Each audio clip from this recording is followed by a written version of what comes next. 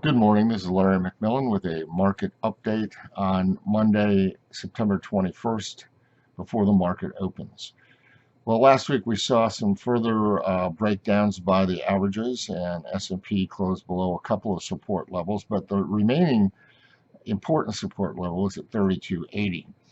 Overnight, tonight, Sunday night, the S&P futures are down about 60 points, which breaks that level. If they close there today, then that will be pretty much the end of it for the bulls. That was sort of their last desperate level to hold on to. But if somehow or other the index manages to close above 3280 today, then it's not an entirely bearish situation yet. But for right now, it's not looking too good for the bulls.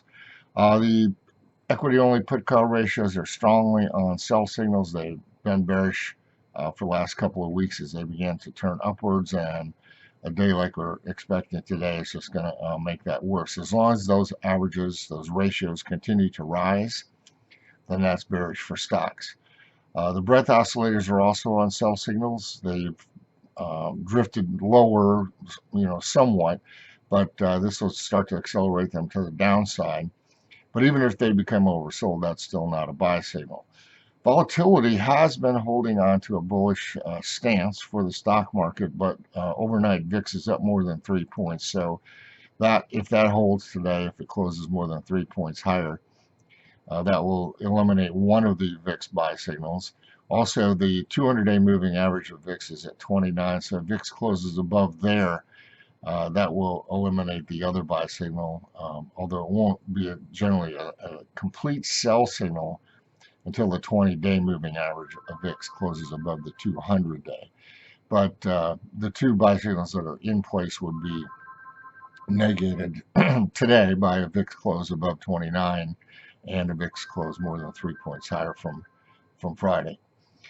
New highs versus new lows has been remaining in a bullish status. We'll see if that can continue to hold up. But if new lows begin to exceed new highs on the New York Stock Exchange, I mean, we measure that in a couple of different ways. But on the New York Stock Exchange, that would be negative as well. Another point is that the week after September expiration, which is this week, is typically seasonally quite bearish, and certainly getting off to a start that way. And of course, September and October are no friends to the market usually, so this is a seasonally weak period anyways. So things are turning decidedly negative. We don't want to, get too carried away. We're maintaining our sell signals and our buy signals separately. I think if VIX closes more than 3 points higher today, that will wipe out the last buy signal that we have positions in. But we've been adding to bearish positions along the way. And even if the market gets oversold, that's still not a buy. We'd have to wait for a confirmed buy signal. So right now, the bears appear on the verge of taking charge with an SPX close below 3280 today. I invite you to visit our website. We had a great webinar on Saturday discussing portfolio insurance, or just insurance, using derivatives, futures, and options. That is available as to purchase as a recording. And of course, we have our newsletters, which have been right on top of this all the way along. Our signals are working pretty good, our system signals. So I invite you to take a look at those as well. In any case, have a great week trading, and thanks for listening.